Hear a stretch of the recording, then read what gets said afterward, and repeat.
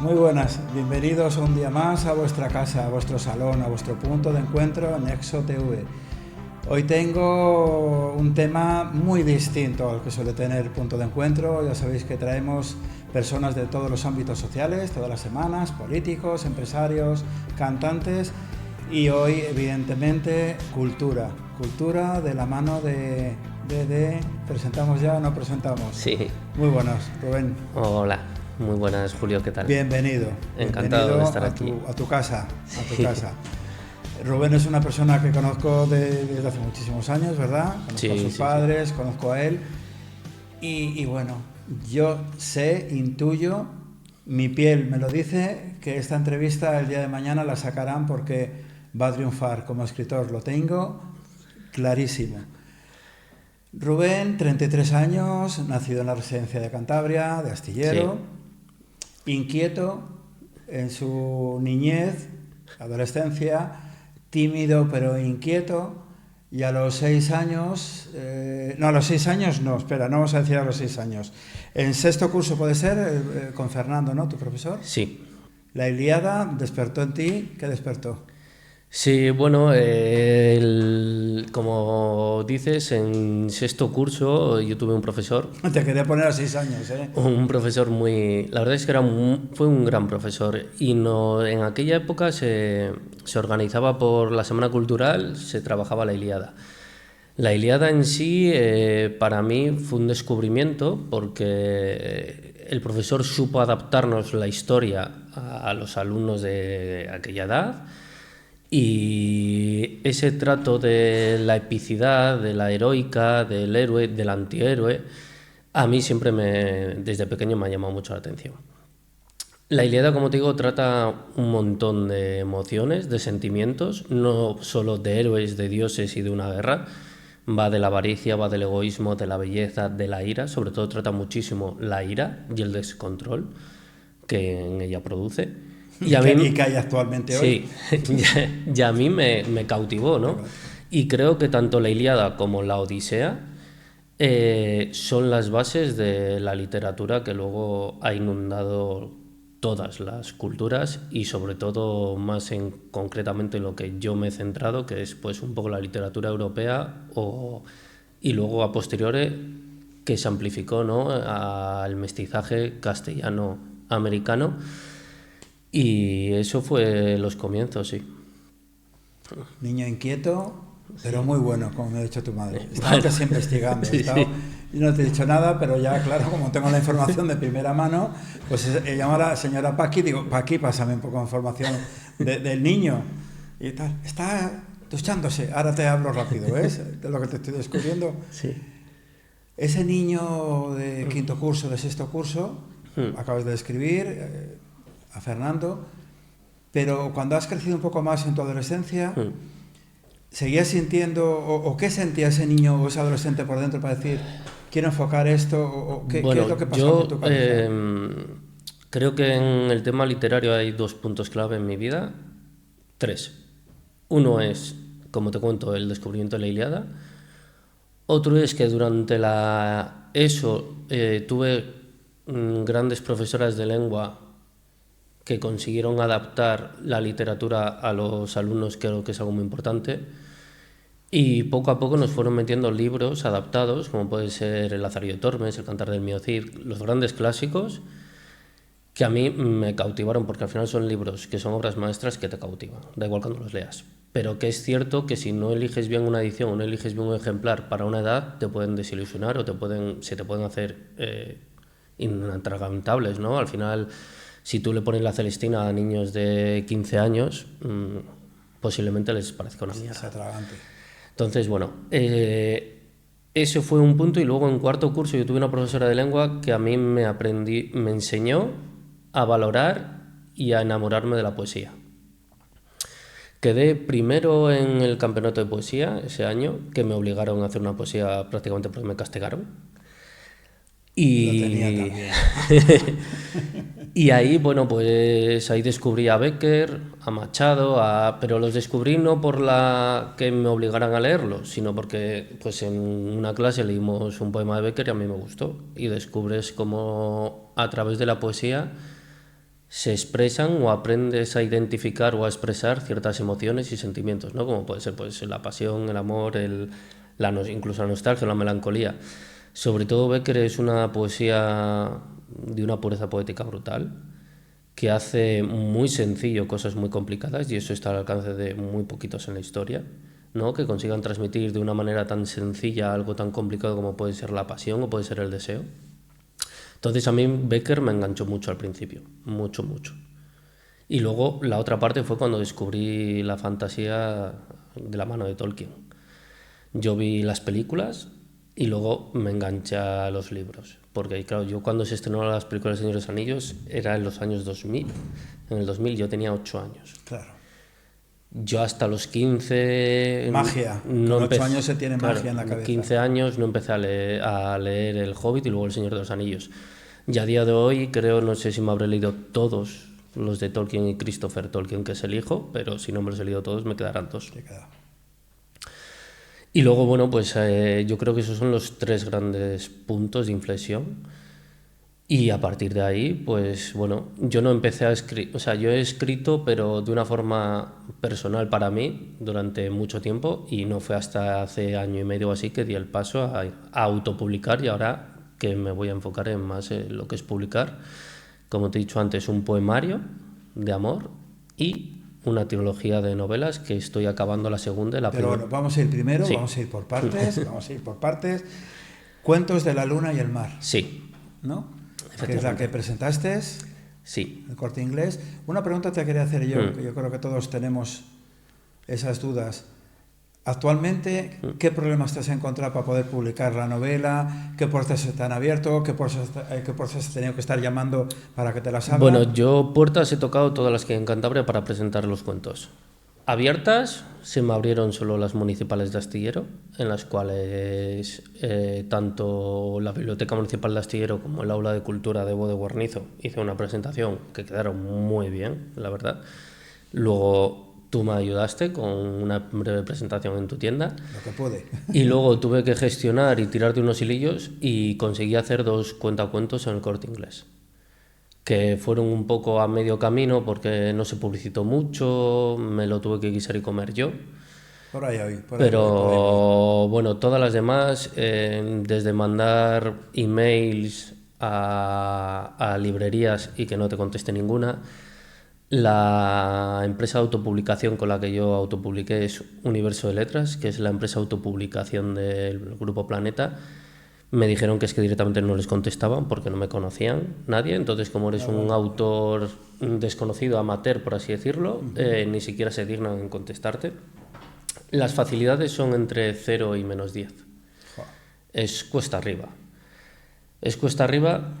Es un proceso que afrontas con mucha ilusión, que pones mucho empeño. Que es el que te hace tirar para adelante. Yo ahora entiendo un poco más cómo van los tiros. Ahora ya he contratado para un proyecto que estoy ahora una correctora profesional. Antes me lo gestioné yo todo. Entonces es posible que en el cuento todavía haya alguna errata, haya alguna cosilla. Pero ahora la facilidad de publicitarte y de darte a conocer o darte visibilidad es complejo. Es complicado y cuesta mucho. ¿Cuándo ha sido el primer día que en tu cabeza ha venido el escribir este cuento? ¿Por qué la historia de una niña? Bueno, yo los cuentos en sí eran 2 diferentes, que luego los uní en uno. Los escribí en la pandemia. Ajá. Yo en la pandemia empecé a escribir cuentos, 1 cada semana más o menos.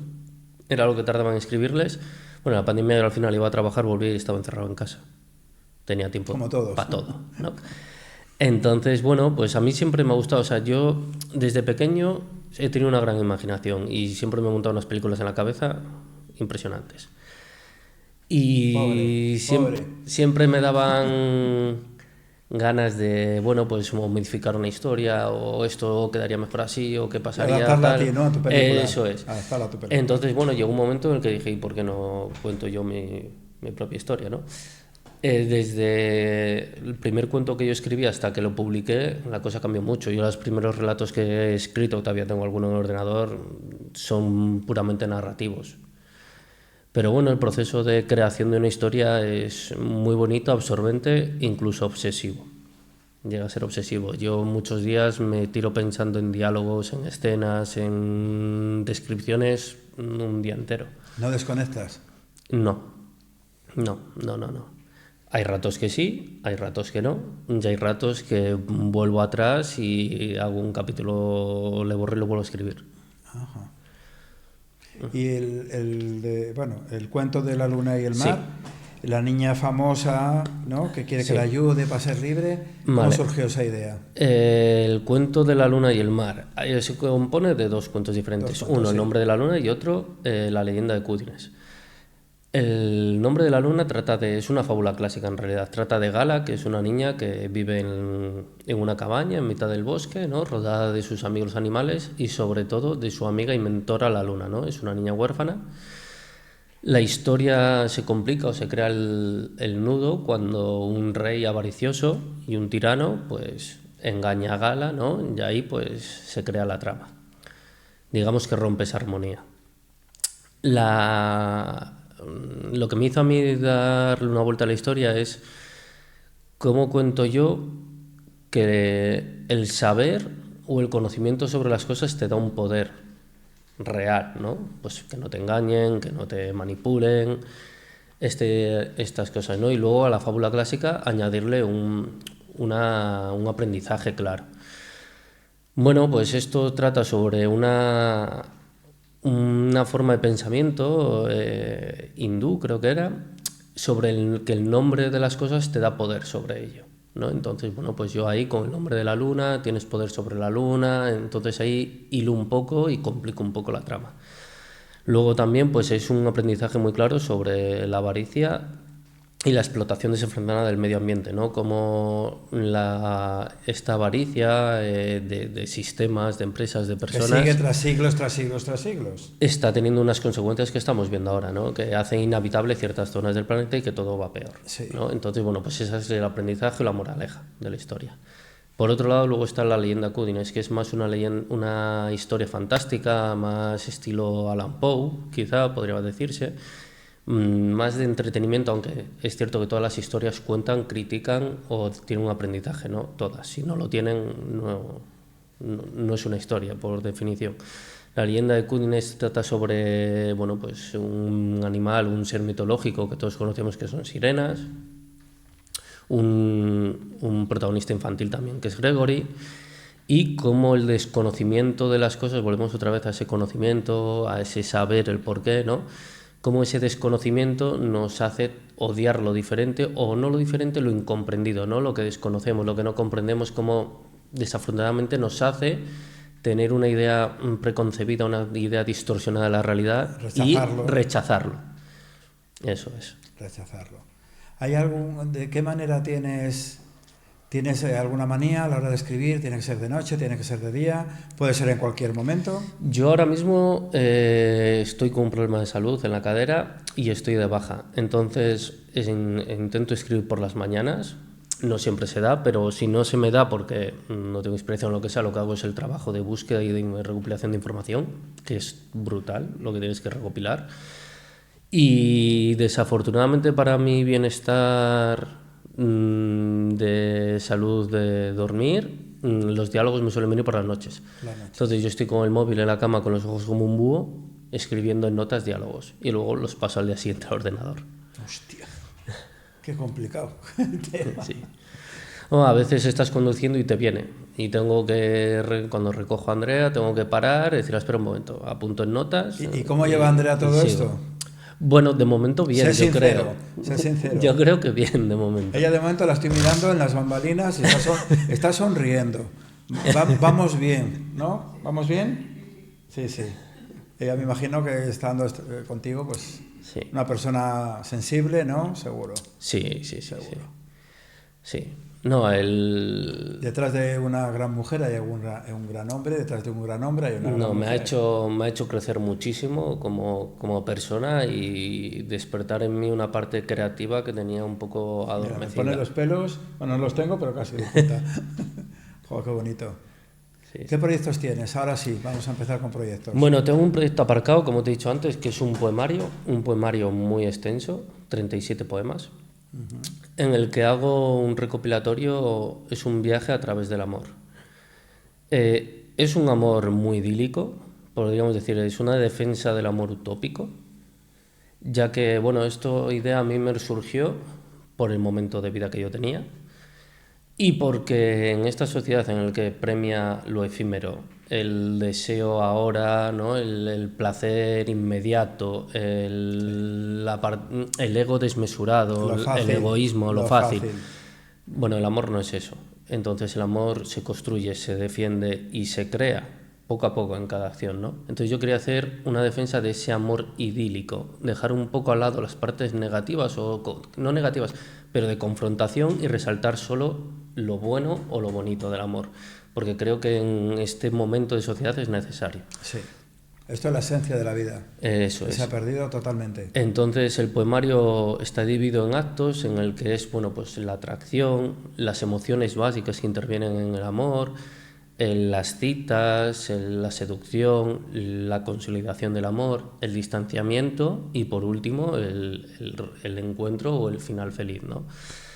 Y es un poemario que tengo ahí, como te he dicho, le mandé a varios concursos, pero no ha resultado ganador ninguno, entonces ahora lo retomaré para intentar publicarlo con alguna editorial. Y luego ahora el proyecto que estoy trabajando ahora mismo es una trilogía de una historia de fantasía. Eso, adelántanos un poquitín aquí, ¿no? Un poco en primicia. Una historia de fantasía ambientada en 1635, en el siglo de oro español. ¿Y cómo te has ido hasta allá? ¿Qué es lo que te llama la atención de ese siglo? La fantasía casi siempre está muy, muy explotada, la fantasía medieval. Entonces yo buscaba hacer algo diferente. Esta historia surge de un cuento que escribí en la pandemia y que he ampliado, ¿no? Porque tenía un potencial brutal, yo sabía que quería continuar esa historia, que quería ¿Puedes adelantar un poquitín de qué va o no puedes? Sí. Bueno, digamos, la historia trata, como te he dicho antes, de la ira y el descontrol que producen las personas. También de la venganza, de la búsqueda de una justicia, de una identidad perdida. La protagonista es una niña, Aurora, que tiene que descubrir un poco de dónde viene, a qué linaje pertenece, quién era su madre y luego hacer justicia con las atrocidades que ha sufrido su familia, ¿no? Ella se crió en un archipiélago fantástico que he creado encima de La Habana. Y allí vuelve, unos años después, con su tío a hacer justicia, ¿no? Su tío es el futuro gobernador de la isla, un militar, y ahí interviene pues un poco el juego de los nobles, de los duques, de los condes, de los marqueses, ¿no? De los reyes, de los virreyes, de la piratería, de la corrupción, de un poco cómo se mueven los hilos para satisfacer o para apoderarse de unos recursos o de un sistema. Entonces van por ahí los tiros. Ahora mismo esta tarde me ha mandado la correctora la revisión de la primera novela, la segunda revisión, o sea, está ya dentro de un mes o así, estará finiquitada para mandar a las editoriales para publicar. Bien. ¿Qué película te encanta, que verías 1000 veces? Yo tengo muchas, pero El Señor de los Anillos me vería la edición extendida de las 3 en maratón, en bucle, hasta que me jubile. Prepárate. Me imagino que la balanza te compense. Música, ¿qué música te gusta? Yo la música, sinceramente, menos el reggaetón, yo soy del rock. Es que no le gusta a nadie el reggaetón. Del rock y del heavy metal. Rock y heavy metal. Joder, qué contraste más curioso, ¿no? Con lo sensible que eres. Bueno, no, el rock es un viaje por las emociones más puras es que le ha cambiado la cara y crueles del ser humano, y el heavy metal también. El heavy metal, las mejores baladas de la música son las del heavy metal, sin ninguna duda.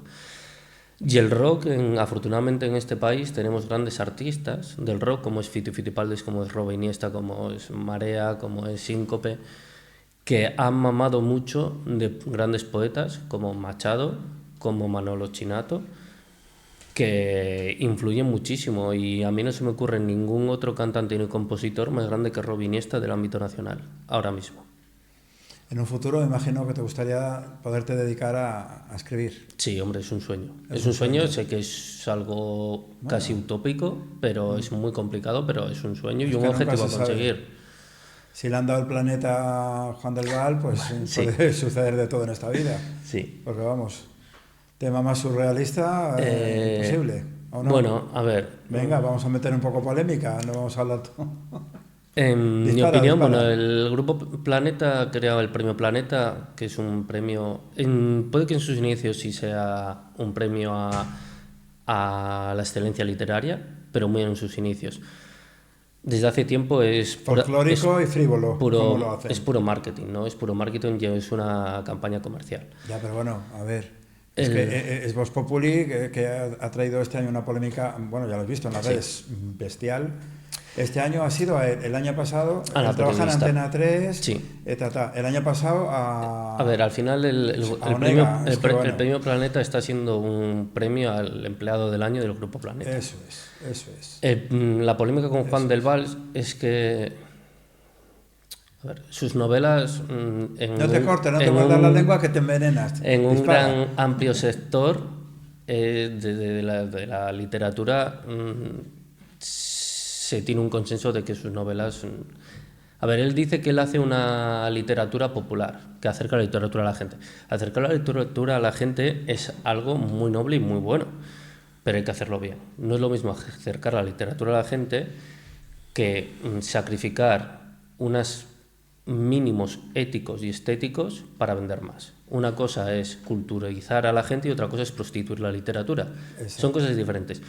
Cuando tu fórmula o tu manera de escribir se basa en una amalgama de abruptos y de banalidades continuas que parece que las ha escrito Torrente, a mí sinceramente no me parece que te merezcas ningún premio ni ningún reconocimiento literario. Hostia. Y ahí entramos en el conflicto, ¿no? De, bueno, esto es un premio mediático, no es un premio que te dé prestigio. El prestigio te da el Cervantes, no el Planeta. Y tenemos autores de ámbito nacional con una excelencia y con unas cualidades, unas obras brutales que no se les da reconocimiento ni se busca, porque al final lo que busca este premio no es una excelencia literaria, lo que busca este premio es vender. Vender como lo que busca el Grammy es vender. Negocio puro y duro. Y al final estás haciendo de la cultura algo mercantil, algo vano, algo vulgar, y que te está restando en realidad, porque al final la sociedad te la está haciendo peor. Te la está haciendo peor porque no estás aportando un valor añadido a la sociedad, que es lo que tiene que hacer la cultura. Hacer de la sociedad un lugar mejor, ¿no? O más bello, o más crítico, ¿no? La cultura vale para criticar, vale para embellecer, vale para poner delante un problema, un social, una opresión, un conflicto, una corrupción, lo que sea, pero tiene que hacer del mundo o de la sociedad un lugar mejor. Si tu obra no hace eso, es mala cultura. En mi opinión. Ahora yo puedo hacer magia. Sí. ¿Vale? Yo tengo el poder de hacer magia y tú lo sabes. Y te puedo sentar ahí al escritor, vivo o muerto, de este siglo, de hace 20 siglos. ¿A quién sentarías ahí y qué le preguntarías? Yo a Tolkien. Y lo que le preguntaría, podría hacer infinidades de preguntas. No, soy muy friki y he leído mucho sobre Tolkien. ¿Eres muy? Friki, mucho. Ah, bueno, friki sí, sé que y he leído mucho sobre Tolkien. Pero yo le preguntaría cuánto, yo sé que es mucho, ¿no? Pero cuánto de... Hago magia, puedes preguntar lo que quieras. ¿Cuánto de él hay en cada cuento o historia que él narró, tanto en el Silmarillion como en El Señor de los Anillos, ¿no? Si en realidad él era tan pesimista con la industria como expone en El Señor de los Anillos, que al final es una crítica a la revolución industrial, la destrucción del ámbito natural y tal, y si en realidad él tuvo tantas trabas al principio como se cuentan con sus profesores de la universidad, ¿no? Que bueno, pues él tuvo un conflicto bastante importante. Yo ahora voy a hacer la pregunta al señor Rubén. Sí. ¿Qué hay de Rubén en lo que escribe? Todo. Al final, Tú escribes desde tu percepción, ¿no? Desde tus emociones, desde tus sentimientos. Detrás de cada historia hay una persona que intenta entenderse a sí mismo y al mundo que le rodea. Eso puedes hacerlo con muchas metáforas, puedes hacerlo con algo más directo, puedes hacerlo en múltiples formas, ¿no? Pero al final, tú cuando escribes algo es porque algo que te gusta y algo que te afecta o que te interesa a ti, ¿no? Las emociones que sean o los sentimientos, como puede ser el amor, como te he dicho antes, por el momento que pasaba yo en mi vida, o la frustración, o lo que sea, ¿no? Entonces, qué sentimientos o qué emociones te controlen o te sientas en ese momento son las que te van a ayudar a dar forma, ya sea un poema, ya sea una historia, lo que sea, ¿no? Entonces, ¿qué hay de todo? Pues, ¿qué hay de mí en las obras? Todo. Yo al final escribo las obras basándome en mi lente, en mi forma de entender la vida, entender el honor, de entender la pureza, de entender la lealtad o de entender al final. Yo lo entiendo de esa forma, le puedes dar distintas perspectivas, ¿no? Un personaje, otro más vulgar, más elitista, más sabio, pero al final eres tú el que tienes la lente. Y siempre pones un poco de ti en cada personaje o en cada historia o en cada verso. Sí, que igual lo que te cuesta desnudarte en el día a día Sí. es tu, ¿no? Sí. Tu forma de escape, Eso ¿no? es. Lo transmites Sí. escribiendo. Se nota mucho el estado de ánimo.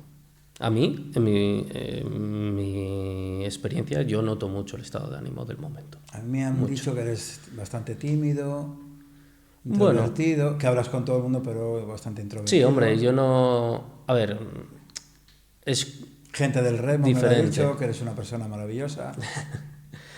El... Se sonríe ya como un niño pequeñito. El ser tímido, no, a ver, hablar con todo el mundo, y yo hablo con todo el mundo. La cuestión es, bueno, a la hora de abrirte como persona bueno, es evidentemente, diferente, ¿no? Es diferente. El famoso dicho de Mago, claro, una cosa son los amigos y eso otra cosa es. son los conocidos. Yo o me la vida abro social, con claro. muy poca gente, ¿no? Hablo con todo el mundo, no tengo problema. Me cuesta mucho que estar cómodo en lugares concurridos con gente. Yo rechazo mucho Ese folclore. Sí, Ese folclore. no me gusta mucho, ¿no? Que cuando voy al gimnasio que esté lleno o cuando voy a un bar que esté...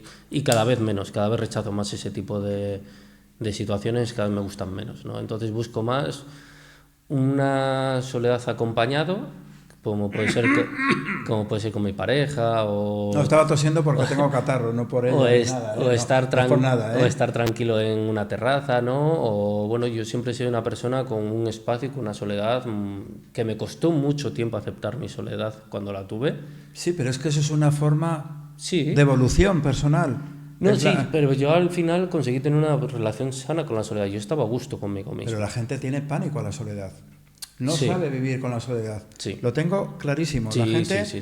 en casa tiene que tener televisión, tiene que tener gente, tiene que tener las redes sociales, tiene que tener. Y yo cada día voy descubriendo más en mí, me ha costado la hostia, pero cada día estoy más a gusto ya llevo años con mi soledad. Sí. Hace años me daba pánico, que es lo que vivo ahora prácticamente, el vivir solo. Y ahora es que me encanta, es decir que... Oye, a mí me costó mucho y lo pasé muy mal durante una época de mi vida.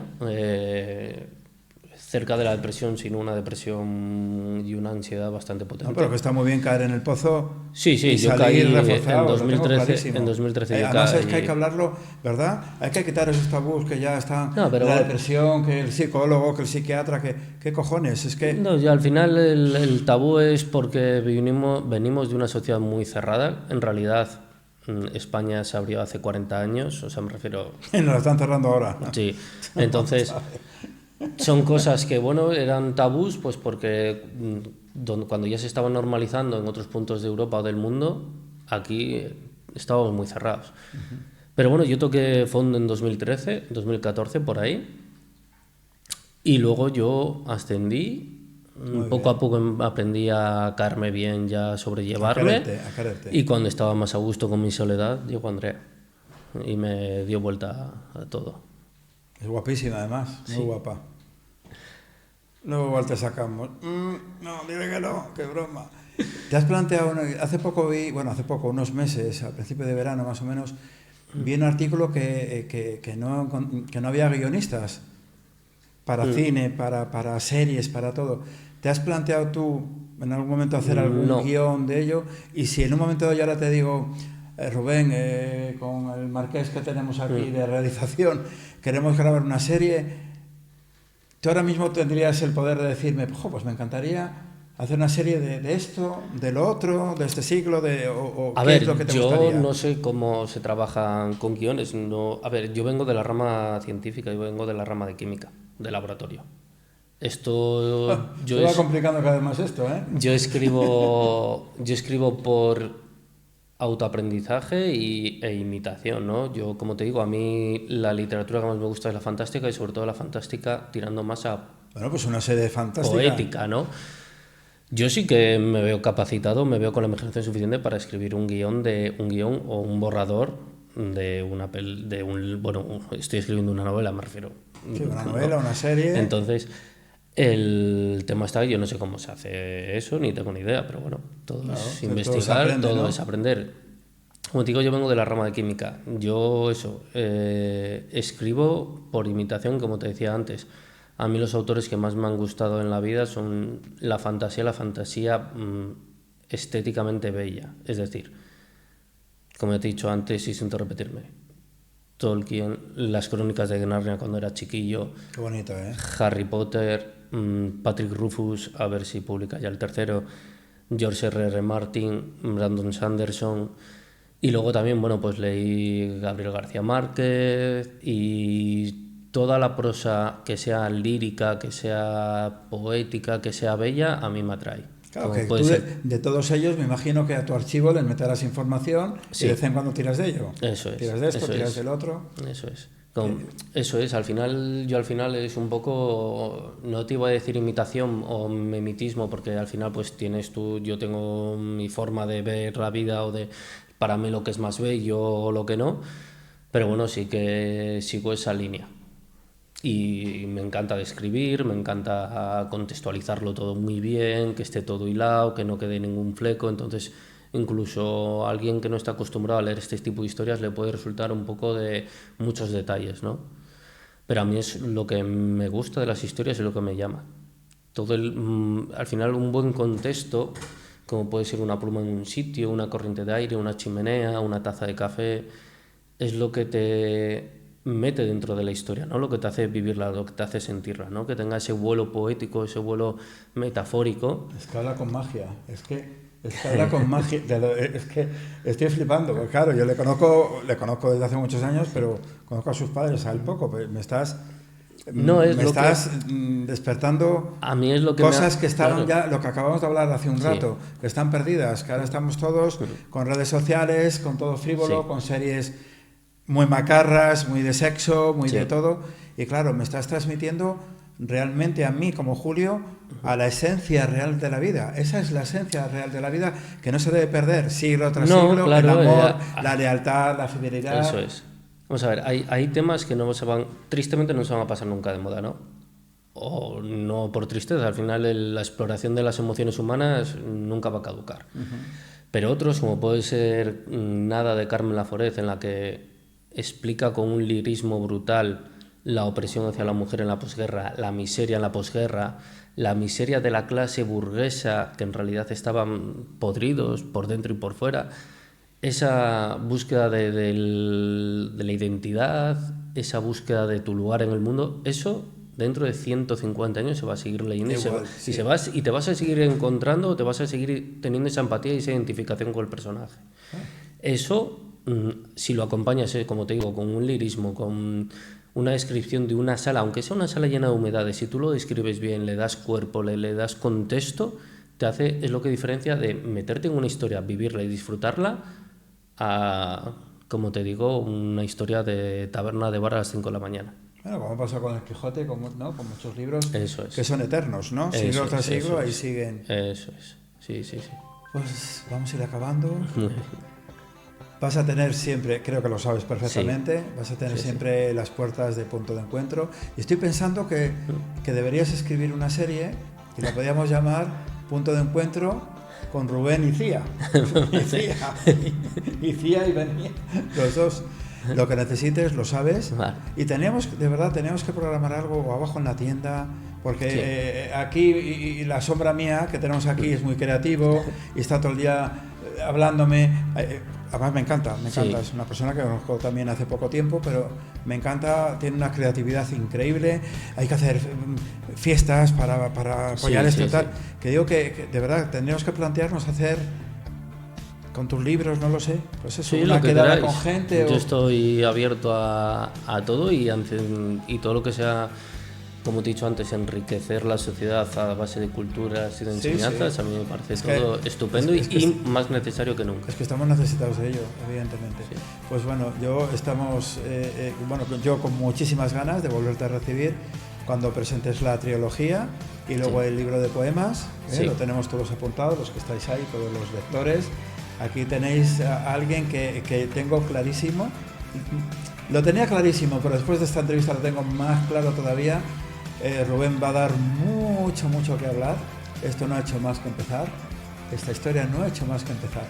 Y yo creo que algún día esta entrevista, en nuestro pequeño saloncito, nuestro punto de encuentro, yo creo que algún día rescatarán de la hemeroteca y dirán, mira, aquí Rubén empezaba, aquí... Tal. Ojalá. Así que nada, de verdad, muchísimas gracias. A ti, Julio, por esta oportunidad y por dejarme darme visibilidad en un canal tan importante como este. Uno de los motivos de cuando me vino a buscar aquí en Marqués para hacer estos episodios era eso, dar visibilidad a 1000 temas, a escritores.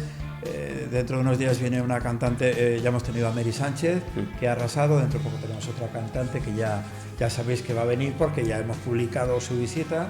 Y yo creo que me encanta poder humildemente abrir ese granito de poderos dar visibilidad.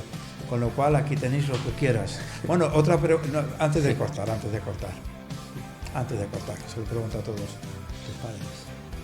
Esta cámara, que yo sé que te cuesta, cámara, ¿qué les dirías a tus padres? A mis padres, bueno, que muchas gracias por todo lo que me han brindado y me han dado en la vida. Yo a mis padres se lo debo todo, siempre han estado ahí apoyando y aunque fueran momentos complicados y difíciles, yo en mi juventud, cuando estaba como un toro, remé muchos años, no se perdieron un viaje, siempre estaban ahí con todo. Al final son un montón de momentos y de vivencias que me han brindado y me han dado siempre humildemente todo lo que han podido y lo que tenían a su alcance, ¿no? Tanto a mí como a mis hermanos. Entonces yo a mis padres agradecimiento absoluto siempre y hacerles de taxista ahora. Ya lo sé. Paqui, mira lo que has parido, no te lo esperabas. Pues nada, de verdad, muchas gracias a ti, Julio. Y nada, como siempre, cada día más a gusto con todos vosotros, cada día más a gusto en este salón, que ya para mí es mi segunda casa. Ya le pregunto al Marqués, que es el que tiene ahí en realización, le pregunto, porque yo llevo un poquitín, muy poco la coordinación de algún invitado, pero bueno, se encarga él de preguntas y de todo, menos contigo, y que como ya tal, salimos ahí al aire y tal.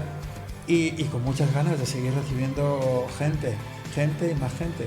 Y si conocéis a alguien que nos pueda, ¿verdad?, que podamos dar visibilidad a algún tema de música, algún tema también personal, ¿no?, de salud o lo que sea, aquí tenéis vuestro punto de encuentro en Nexo TV. Os esperamos y feliz de estar todas las semanas con todos vosotros. Hasta pronto.